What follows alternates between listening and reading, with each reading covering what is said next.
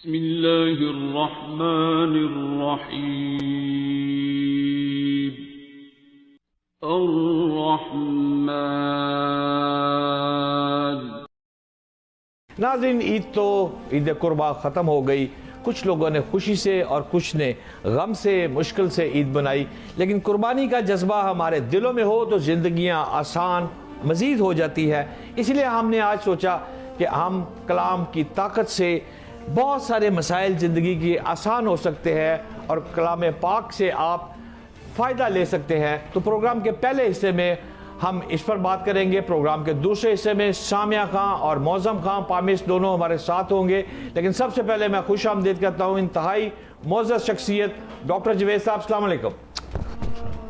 Doctor साहब, बहुत मशकूर हूँ, आप तशरीफ़ लाए। ईद कुर्बान तो ख़त्म हो गई और किसी ने खुशी से मना ली, किसी ने गम से मना ली, और किसी ने कुर्बानी 10 लाख की कर ली, किसी ने 1 लाख की कर ली, और कोई बेरोज़गार था, उसकी नौकरी चली गई थी, उसने कुर्बानी नहीं की। वो सोचता रहा कि मैंने तो कुर्बानी अल्लाह के हुजूर पेश नहीं कर सका। आपसे ये जानना चाहता हूँ कि अल्लाह का फेवरेट बनने के लिए क्या करना चाहिए? अल्लाह हमसे राज़ी कैसे होता है डॉक्टर साहब? अल्लाह आपसे हर वक्त राज़ी है।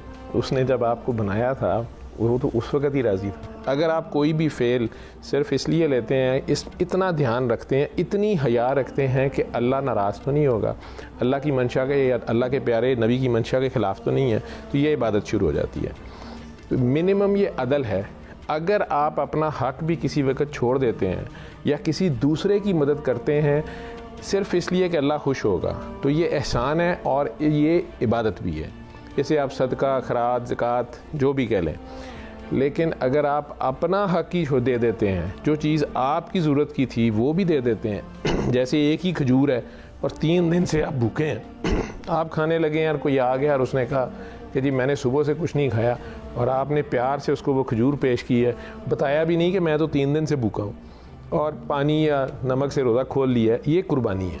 तो अगर कुर्बानी आपने अपने नफ्स की कर दी, अना की कर दी, आपने अपने प्यारों की हुब्बत होते हुए भी सच्ची गवाही दे दी और हक़ और सच पे डट गए, चाहे जान जाए, माल जाए, औलाद जाए, तो ये कुर्बानी है। और इसी पे फिर दीद होती है जब ईद होती है। दुरुस्त फरमा रहे हैं डॉक्टर साहब। आजकल के दौर में हम पॉजिटिव कैसे रह सकते हैं?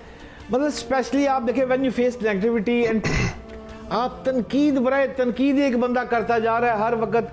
बहुत से लोग इल इंटेंशन से भी आपको रोब डाल रहे होते हैं, आप पर चढ़ जाते हैं। तो how do you do it? आप कैसे उनसे बचेंगे? आप क्या करेंगे? आप मुझे कह रहे हैं आप पॉजिटिव रहे, जबकि तनकीद बराए तनकीद मेरे बुर होती जा रही है। डॉक्टर साहब, कायनात में सबसे बड़ी मुस्बत पोल जो है वो अल्लाह है और मनफी पोल शैतान है। तो अगर आप अल्लाह से जुड़े रहें, आप ला इलाहा इल्लल्लाह के असल मकसद पे डटे रहें, ठीक है, तो अगर आप अपनी ला कर देंगे, अपनी जान माल की आपको परवाह नहीं होगी, लेकिन आप हक़ पे डटे रहेंगे, उस पॉजिटिव फोर्स से जुड़े रहेंगे, आप अगले बंदे की तनकीद से नहीं डरेंगे। अगर आप सच्चे हैं, आप हक़ पे हैं, तो आपको कोई परवाह नहीं होगी कि मुकाबले पे आपके अमेरिका है या रूस है या चीन है या कितनी बड़ी फ़ौज है या नहीं है या बंदूक है या डाकू है। आप अपने हक़ पे डट जाएं। यही अल्लाह के बंदों ने, मौला अली ने सिखाया। यानी आप कह रहे हैं कि मुझे जो समझ आ रही है बातों की, कि आप कह रहे हैं एक तरफ कि अपने आप से प्यार करो, दूसरी तरफ आप फरमा रहे हैं कि खुद को ज़ीरो कर लो। अगर मैं खुद को ज़ीरो कर लूँ, अपनी मर्ज़ी और ख्वाहिश को मैं दबा दूँ, मैंने ज़ीरो कर लिया, मैंने मान लिया। दूसरी तरफ, दूसरी साइड पर अगर आप देखें तो उसमें फिर मैं जुल्म हो रहा है। अगर मेरे पे, मैं अपने आप को प्यार कर रहा हूँ, आप कहते हैं अपने आप से प्यार करो, और साथ कहते हैं ज़ीरो कर। ये दो मुतज़ाद चीज़ें नहीं है। मैं कैसे ज़ीरो करता हूँ अपने आप को और फिर कैसे अपने आप को प्यार करूँगा? डॉक्टर साहब, नहीं, ये बिल्कुल ज़ीरो नहीं है। ज़ीरो यही है, अपने आप से प्यार यही है कि मैं जालिम का हाथ रोक लूँ। ये जालिम से भी प्यार है। जालिम से प्यार ये है कि उसको जुल्म से रोका जाए, ठीक है। और अगर मैं हक़ पे हूँ तो मेरी जान जाती है, मैंने कहा ना, माल जाता है। ये ज़ीरो करना है अल्लाह की खातिर। आप कह रहे हैं ख्वाहिश अपनी कर दें, उसके सामने ज़ीरो करना है, जालिम के सामने नहीं खुद को ज़ीरो करना।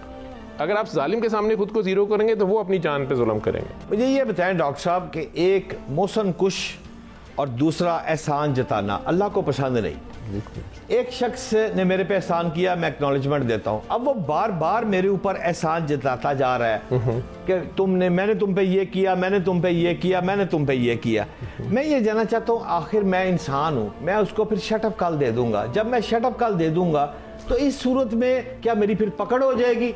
जिस दिन कोई एहसान जता देता है तो एहसान ख़त्म हो जाता है, क्योंकि एहसान भी अल्लाह की तौफीक से होता है। और ये उस बंदे की नासमझी होती है कि वो अगर एक हरकारा बना है, एक मीडिया बना है, बीच में एक मीडियम है, एक वसीला है, और वो कहे कि नहीं ये मैंने किया है, कार अल्लाह रहा होता है। ठीक है, यही उसने समझना होता है। जिस वक्त वो एहसान जताता है वो शिरक खफ़ी या एक किस्म का शिरक कर रहा होता है कि मैंने किया, मैं, तो ये मैं आ गई ना, ला तो ना हुई, ला तो उसने अपनी करनी थी और ला उसके बाद होनी थी। तो वो कह रहा है मैंने किया, तो वो फ़िरौन बन रहा है। ठीक है, ये फ़िरौनियत दिखा रहा है। ये उसमें एक यूँ कह लें कि जब उसने एहसान जता दिया, आप पे जीत गया ना, आपको उसने दबा लिया सबके सामने, या सबके सामने एक बार कह दिया तो बस ठीक है, हो गया, उसने किया है ना, इसका अजर, इसका हिसाब अब अल्लाह ही उससे लेगा। उसने तो आपको शर्मिंदा कर दिया सारों में। अब ये बात ओपन हो गई, ठीक, लेकिन उसके बाद 100 बार भी अब उस बात का जिक्र करता रहे, उससे क्या होना है?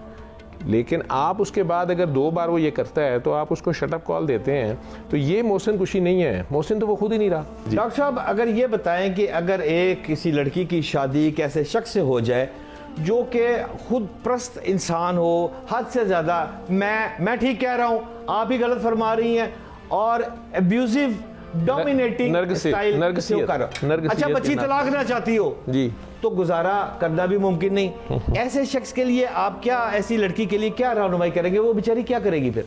पहले तो मैं उसे यही कहूँगा कि वो 7 दिन सूरह रहमान सुने कारी बासित मिस्री की आवाज़ में अल्लाह के आगे पेश होके, आंखें बंद करके बगैर तर्जमे वाली सूरह रहमान उसकी किरात करे और सुने, और पानी पास रख ले, और हर बार सुनने के बाद वो पानी ले, आंखें बंद करे, और अपने दिल में प्यार से 3 बार अल्लाह अल्लाह अल्लाह कह के 3 घूंट पानी भी पी ले। उस दुआ में ही 3 बार अल्लाह कहने से ही पहले वो अल्लाह से कहे कि या अल्लाह मैंने इसे माफ़ किया, तो इस पे करम कर, फजल कर, रहम कर, बरकत कर। अपने दुश्मन या अपने जालिम के लिए भी दुआ कर दे, क्योंकि ताल्लुक़ ऐसा है, वो अपने बच्चों की खातिर या अपनी खातिर या माँ बाप की खातिर उस ताल्लुक़ को निभाना चाह रही है। तो नबी करीम सल्लल्लाहु अलैहि वसल्लम ने उन लोगों को जिन्होंने पत्थर मारे, दांत शहीद किए, गालियाँ दी, दुश्नाम दिया, उल्टे नाम रखे, उन्होंने उन्हें इतना प्यार किया कि वो बदल गए। तो ये काकी उसके साथ प्यार का सलूक भी रखे शुरू में, और उसके लिए दुआ करे और सदका करे। आपने भी फरमाया सूरह रहमान सुने और कारी बासत साहब की आवाज़ में सुने। डॉक्टर साहब, कारी बासत साहब की आवाज़ में क्यों? जिस तरह नबी करीम सल्लल्लाहु अलैहि वसल्लम के 4 मौज़न हैं, लेकिन हम इस कमरे में 7 मुसलमान हैं शायद। अगर मैं सबसे पूछूं कि चारों में से एक का नाम मैं बता देता हूँ, हज़रत बिलाल हबशी, बाकी 3 का आप सारे मिल के बता दें तो आप लोगों को याद भी नहीं होगा। ठीक है, तो लहन का एक अपना रोल है। तो कारी बासित मिस्री की आवाज़ शायद अल्लाह को ज़्यादा पसंद थी, हमें उसमें रिजल्ट्स ज़्यादा मिले हैं।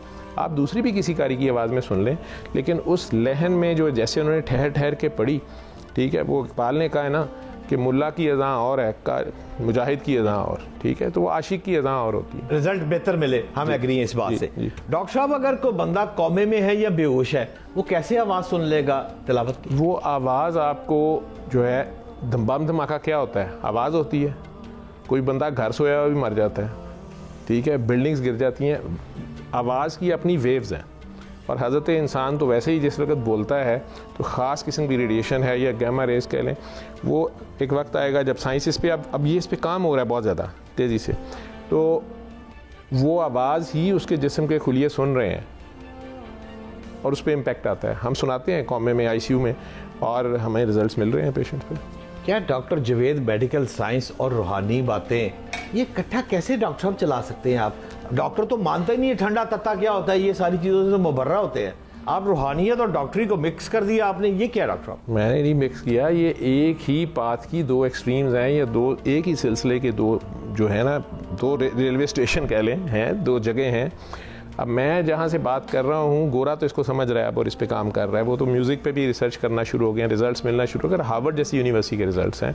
अच्छा। आप जाएँ साउंड हेल्थ के ऊपर जाके सिर्फ साउंड हेल्थ लिख लें गूगल के ऊपर, तो अमेरिका का कौन सा इदारा इस पर उन्होंने कायम किया, उस पर क्या रिसर्च हो रही है, कैंसर के किन सेल्स के ऊपर कौन सी म्यूज़िक सिम्फनी काम कर गई है।